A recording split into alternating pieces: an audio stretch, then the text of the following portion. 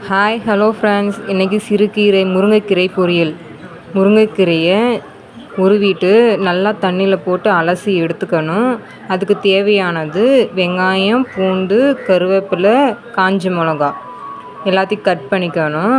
ஒரு கடாய் வச்சுக்கணும். கடாயில் கொஞ்சமாக எண்ணெய் சேர்த்ததும்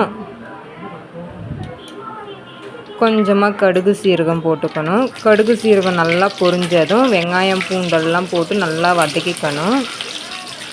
நல்லா வதங்கினதும் காஞ்சி மிளகாய் போட்டுக்கணும். காஞ்சி மிளகாய் போட்டு 2 கலரிட்டு கருவேப்பிலை போட்டுக்கணும். கருவேப்பிலை போட்டு நல்லா பொன்னிறமாக வதங்கணும் ஃப்ரெண்ட்ஸ். நல்லா பொன்னிறமாக வதங்கினதும் உருவி வச்சு முருங்கைக்கீரையை தண்ணி இல்லாமல் சேர்த்துக்கணும்.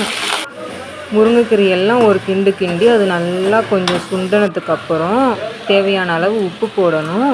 உப்பு போட்டு நல்லா கிளறி விடணும். நல்லா கிளறி நல்லா சுண்டி முருங்கைக்கீரை வேகிற பதம் வந்ததும் நல்லா தெரியும் வெந்த பதம்.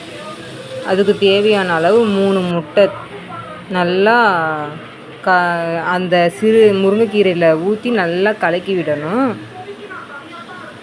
நல்லா கலக்கி விட்டதும் அந்த தண்ணியெல்லாம் இருந்து முட்டை நல்லா கெட்டியாக அந்த கீரையோடு கலங்கும்போது ரெடி ஆயிரும். பாருங்கள், ரெடி ஆயிடுச்சு. சூப்பரான முருங்கைக்கீரை சாம்பார், முருங்கைக்கீரை பொரியல்.